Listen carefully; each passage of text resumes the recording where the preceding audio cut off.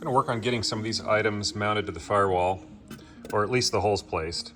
I've got the cabin air box here, got some eyeball swivel fittings for throttle and mixture cables.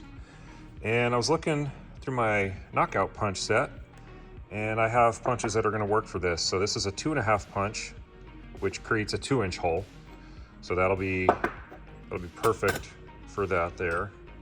And then my 3/4 inch punch create a 1 1/8 inch hole, which is going to be perfect for this. So I will have to pilot hole for the shank here. I don't know what that is, 3/4 or 5/8. So I'll use I'll drill like a 1/4 inch twist drill hole first as a pilot, then I'll step drill it up to this, and then I can do this.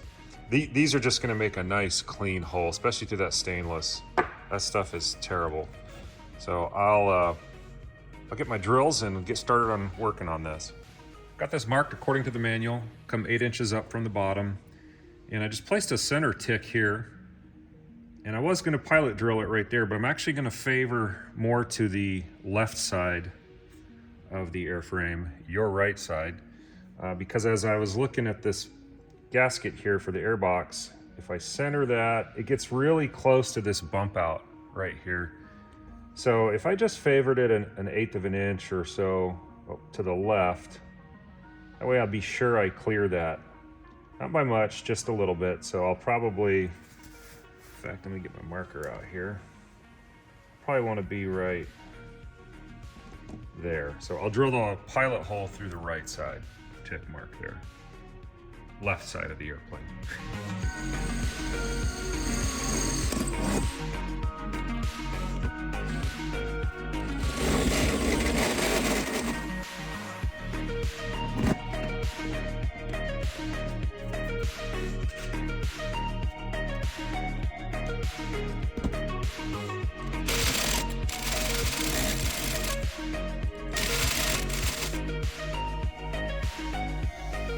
There we go.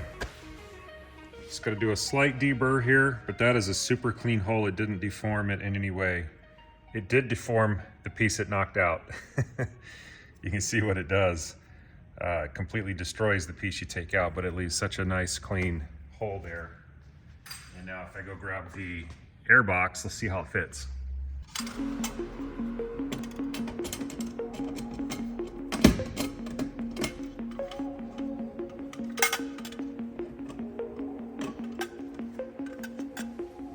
The hole was just a little tight, and I tried to get my sanding drum in here, and you know, stainless is just it just tears that stuff up. So I thought, I don't need much. Let me see if I could just take my edge roller and just form in, just came around the perimeter here and just formed it in, kind of embossed it just a little bit. And that ended up being perfect. Kind of opened up that hole. This slips. It's actually a nice tight squeeze in there now. And on the back side, I'll show you what it looks like on the back side. It looks actually kind of nice with the edge form there. And there we are on the back side. So that worked out pretty good. I would highly recommend using these knockout punches for this. It's just so much nicer to cut a hole like that in stainless than trying to use a hole saw or some other method. I'm gonna drill these holes that mount the airbox. This one I can match drill through, no problem. This one is behind here, so I can't. So I'll locate this hole, then I'll measure across, or I'll use the silicone gasket as a template, match drill through that. But I can get this one done at least.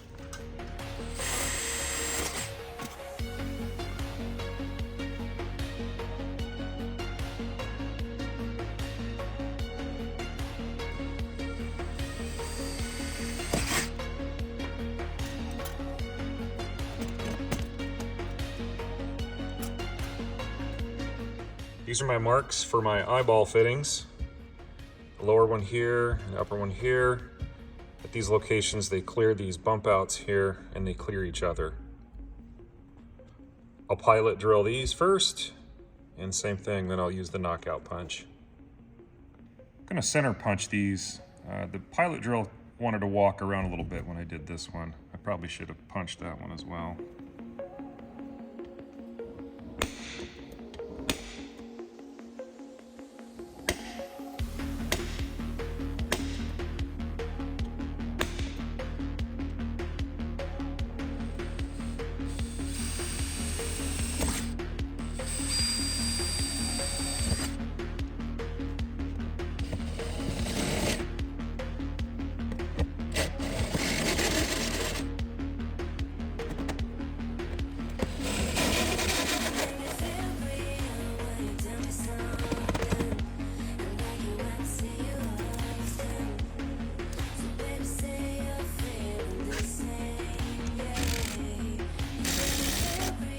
That one wasn't as clean. I think I drove it too fast with the impact. And what happened was it broke the pieces that it was, or the piece that it was cutting out, and then this got jammed up inside the die. So I'll just have to take my Dremel and just trim that off. Aside from that, it's a clean cut. I'm gonna go a little more slowly on this one.